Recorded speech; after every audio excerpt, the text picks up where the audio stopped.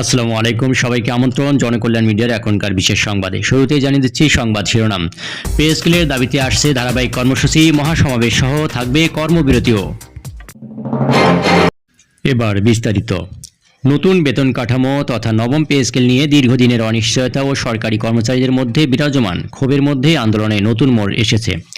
ইনকিলাব মঞ্চের আহ্বায়ক শরীফ ওসমান হাদির মৃত্যুতে শ্রদ্ধা জানানো এবং সামগ্রিক রাষ্ট্রীয় পরিস্থিতি বিবেচনায় পূর্ব নির্ধারিত কর্মসূচি সাময়িকভাবে স্থগিত করেছিলেন সরকারি কর্মচারীরা। তবে একাধিকবার আলটিমেটাম দেওয়ার পরেও পে কমিশন এখনও নবম পে স্কেল সংক্রান্ত সুপারিশ দাখিল না করায় ফের কর্মসূচিতে যাওয়ার সিদ্ধান্ত নিয়েছে কর্মচারী সংগঠনগুলো। এ প্রেক্ষিতে শুক্রবার নতুন কর্মসূচি ঘোষণা করবেন সরকারি কর্মচারীরা। জানা যায়, নতুন বছরের শুরুতেই ধারাবাহিক কর্মসূচি আসতে পারে।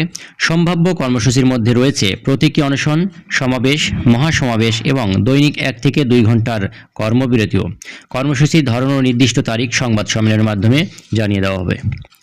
এর আগে বাংলাদেশ সরকারি কর্মচারী দাবি আদায় ঐক্য পরিষদ জানায়, সরকারি চাকরিজীবী বিধিমালা ও শৃঙ্খলার বাইরে গিয়ে কোনো কর্মসূচি দেওয়া হবে না। সংগঠনের আরেক নেতা বলেন, প্রজাতন্ত্রের কর্মচারী হিসেবে তার ইচ্ছামতো কর্মসূচি দিবেন না। চাকরি বিধিমালা এবং শৃঙ্খলার মধ্যেই সব কর্মসূচি পালন করা হবে। উল্লেখ্য, সরকারি চাকরিজীবীদের বৈষম্য নিরসন ও সুযোগ সুবিধা বাড়াতে গত জুলাই মাসে অন্তর্বর্তী সরকার পে কমিশন গঠন করেন। 6 মাসের মধ্যে সুপারিশ দেওয়ার বাধ্যবাধকতা রেখে এ বিষয়ে প্রজ্ঞাপনও জারি করা হয়।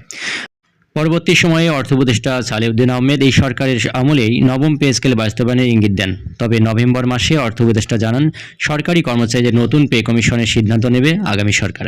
এই বক্তব্যের পর থেকেই সরকারি কর্মচারীদের মধ্যে অসন্তোষ ও ক্ষোভ আরও বেড়ে যায়।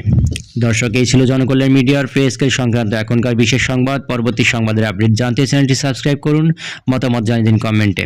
এতক্ষণ সঙ্গে থাকার জন্য সবাইকে অসংখ্য ধন্যবাদ।